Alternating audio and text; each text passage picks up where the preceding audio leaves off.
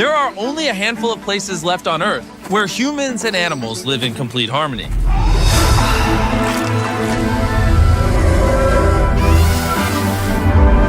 the heart of Africa, in Kenya, lies the Masai Mara. I came here 1 year ago while building 100 wells throughout Africa, where I met the Maasai tribe, an ancient nomadic group that have preserved their culture and way of living for centuries. But just like we see in other places across the globe, greed and human ignorance pose the biggest threat to the natural world. Animals find their habitat threatened by human activities. Plastic has reached every corner of the globe. This threatens everyone. 1 million animals around the world are now at risk of extinction. But there is a glimmer of hope. This is the Masai Mara Wildlife Conservancies Association, a group of local Maasai people that are doing everything they can to preserve what's left through a combination of traditional methods and modern-day techniques like data science and analysis, ridding poaching almost entirely and protecting the remaining natural resources. But there are now more pressing challenges being faced that nobody is talking about. So Dan and Darren went back to the Masai Mara to see how we can further help this community. And not far from the campsite, Dan and Darren came across something extraordinary. This is Elizabeth, one of the endangered white rhinos the rangers protect. What a beautiful animal. It's unbelievable. The power, you can feel it. 27 years you've been with these animals. Yeah. So they're like children to you. Yes. These rangers work day and night to ensure the protection of these endangered animals. And because they are all local Maasai people, they have a deeper understanding of who they are as shepherds of the wildlife. When we arrived at the campsite, we met with Daniel, the CEO of the Maasai Conservancies, to find out what other challenges they are facing. If you look at the last 40 years, scientific information shows a decline of wildlife numbers, and nearly 40% of the wildlife have been lost.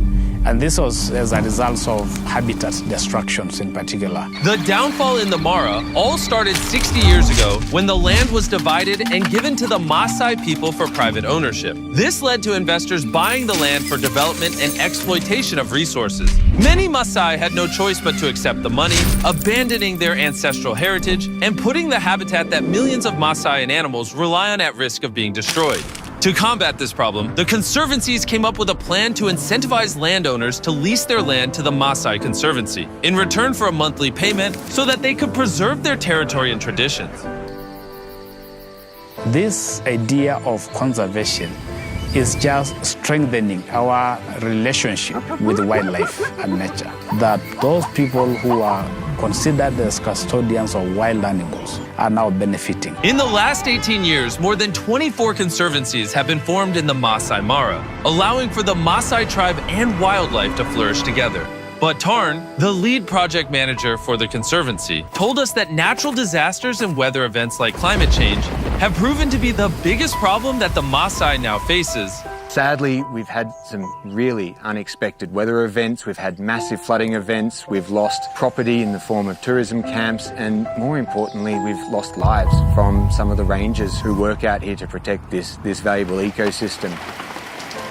We've seen quite devastating floods. As they are coming back from their normal patrols, they found that the water level has risen in the river. So they were actually trying to cross. The vehicles was toppled over by the strong currents of the water. And out of the 7 rangers, 2 rangers lost their lives. They lost their lives in the line of duty, protecting our precious natural resources. We're trying to find a way to support the affected families. Both rangers had large families who they provided for on a daily basis, and their tragic death has now left the families without a source of income. Hopefully in the future we can have an alert system to avoid these sorts of tragedies ever happening again. One way the Conservancies are looking to combat this problem is through the installation of weather stations. Weather stations are crucial for doing the ecosystem monitoring work and ultimately being able to make informed ecosystem management decisions funds that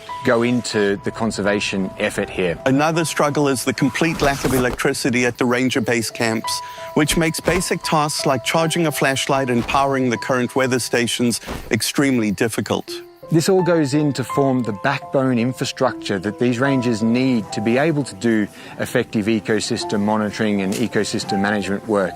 And that's been a big shift in how conservation has worked in this landscape over the past 20 years. It feels like we're at an inflection point in time right now, and if we don't do something about this, it may be lost forever. We want to do everything we can to make a long-lasting impact on the conservation in the Masai Mara. So Darren met up with Michelle, the president from our long-term partners Give Power.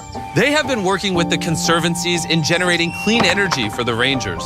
Give Power will be supplying the whole ranger station with clean energy to give light at night. And most importantly, power the weather stations and sensors to predict environmental changes and events to protect the Maasai people. And furthermore, expand the protected Masai Mara areas. So I got very excited about the opportunity to bring power to some of these ranger stations. We also got the opportunity to create a digital connection to be able to transmit important information that they gather in the field to a system that would allow us to start creating carbon credits. Carbon credits are bought by companies to offset their carbon footprint and allows them to release a certain amount of greenhouse gases. If the Conservancy gets additional weather stations, they will be able to sell the carbon credits to companies that need it in order to continually expand and protect the Masai Mara.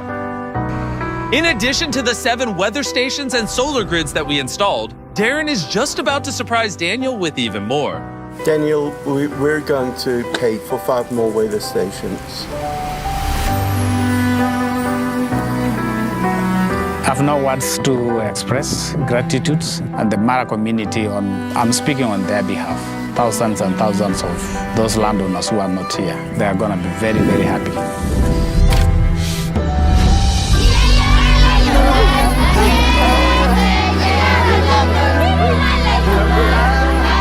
Thanks to all the work that has been done on this project. This will make it possible for the rangers to be well equipped for their fight to protect the wildlife. The conservancies will also be able to generate their own income from the carbon projects, allowing for enough funds to lease out more lands. That will provide larger areas for the wildlife to thrive, as well as offer the Maasai people the opportunity to live as they have done for centuries.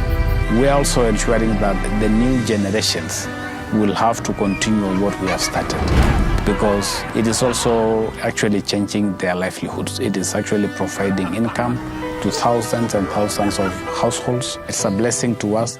Even after our donation and Daniel's immense gratitude for this to all become a reality, the Masai Mara still needs an additional 5 weather and power stations, which totals to the amount of $100,000. And that is where we need your help, so please click the donate button below. Every single dollar makes a difference.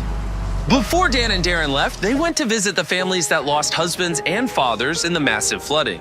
Daniel then explained that Beast Philanthropy will be donating enough money to cover their living expenses for an entire year, lifting this massive financial burden off their shoulders. The Rangers paid the ultimate sacrifice to protect and preserve this land. It's extremely important that we all do what we can to support the organizations making a massive change in the Mara.